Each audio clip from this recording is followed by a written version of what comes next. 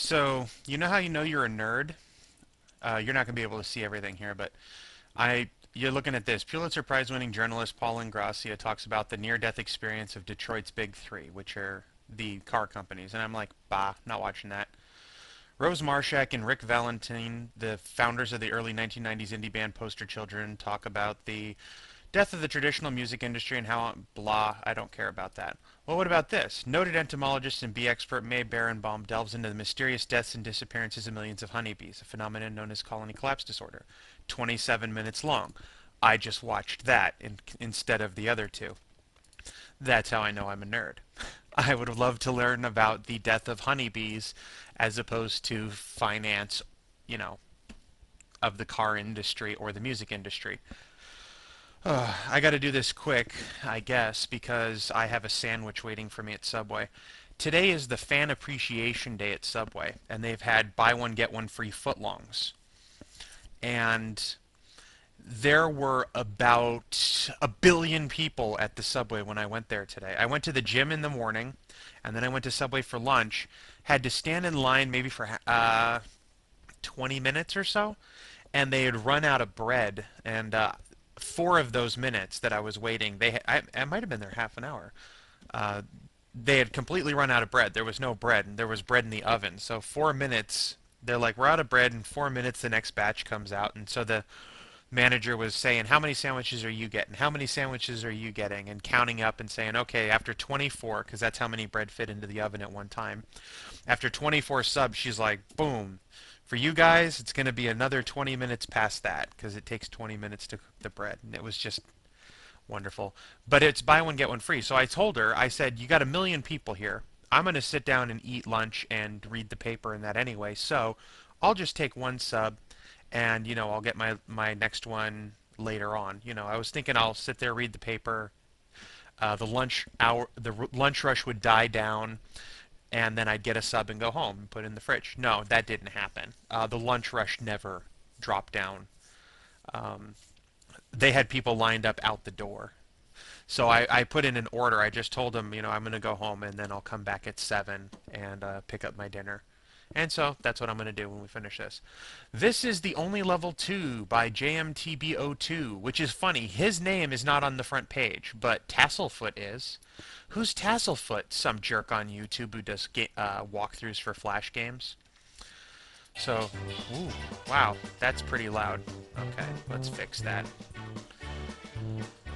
There's JMTBO2. We love you, man. You're so awesome. And I have played this before, so I'll go ahead and clear all of my progress so that we can go into it fresh. And there's a walkthrough on the front. Now, I have several problems with for the past year or so, Flash games have been putting walkthroughs in the game. And that makes me pissed. That pisses me off a little bit. At first it was just like, what? Really? Come on, that's just stupid. But now it's getting to the point where it's like, people are expecting it, and that's getting me pissed off. Not just at the people who make the games and put the walkthroughs in there, but at all the people who are playing the games and need the walkthroughs put in there. If your game is so difficult that you need to put a walkthrough in the game, right here so I can click on it, then your game's too difficult probably, and you need to work on the game design so that it's easier to figure out. If you're so stupid that every time you play a game you need a walkthrough, it's not the game developer's job to provide you with a walkthrough. Go find one. Ask somebody.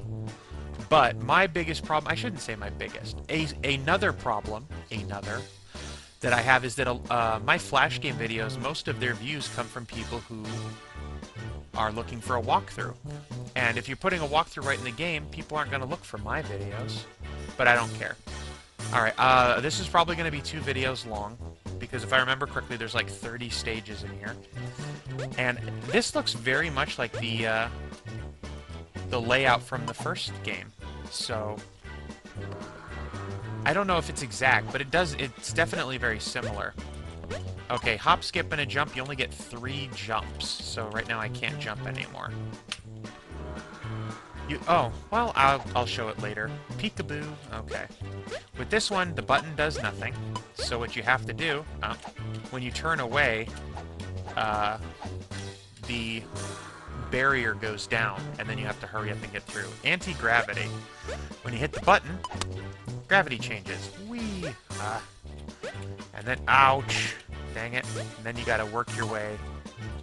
Ugh, sweet. Get over there. Work your way over. There are a couple things I like in this version of the game. And actually, the first time I played it, I came up with one of the puzzles that shows up later in the game. And I'll comment on that when we come to it. Here, it's red light, so you just want to stand still for a couple seconds, and then the barrier will just fall down. Through the tunnel. This one's cool. If you come up and hit the button... Oh, you can't hit the button because there's an invisible wall. Well, let's go over here. Oh no, there's more invisible wall. Whatever shall we do? Well, you go through the tunnel, right down here. And then you fall out from the top, right onto the button, and then you leave the level. There are achievements and unlockables for this game, back where you started. Once again, you hit the button, that goes down, but nothing happens when you go into the tube, because you have to go back where you started, and I just died. Okay. And that is this tube, and you gotta jump, and you have to hold up. If you just jumped up into it, you can fall out. Alright, drag and drop. The button, once again, does nothing. So here you take your mouse and drag it down, and you have to keep holding it down, because if you let go, it springs right back up. And then walk through. Run, donkey, run. There's nothing weird about this other than the fact that you're a donkey instead of an elephant. That's because JMTV is a no-good, dirty, liberal Democrat. No. That's probably why. This is Circle the Wagon. Here you have to hit the up, down, left, right buttons in order, basically going around in a circle, and it moves through this predetermined pattern. The way I do that is I just put my left fingers on down and left, and my right fingers on up and right, and then I just hit them back and forth.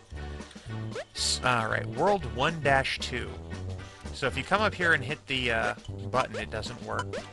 And you can't really tell here. The pinks are too close together, but if you get this level in a green color, it becomes very obvious that some of these are a different color and you can break them.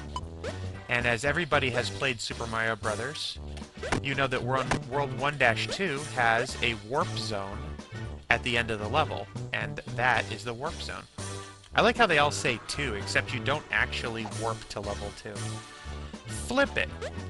When you hit the button, actually you don't have to hit the button, but if you do manage to hit the button, which I'm not going to, there we go, it puts the barrier in place.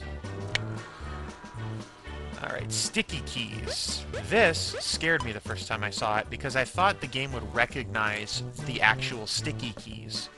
If you don't know how to do sticky keys, you hit the shift button on your keyboard 5 times. 1, 2, 3, 4, 5.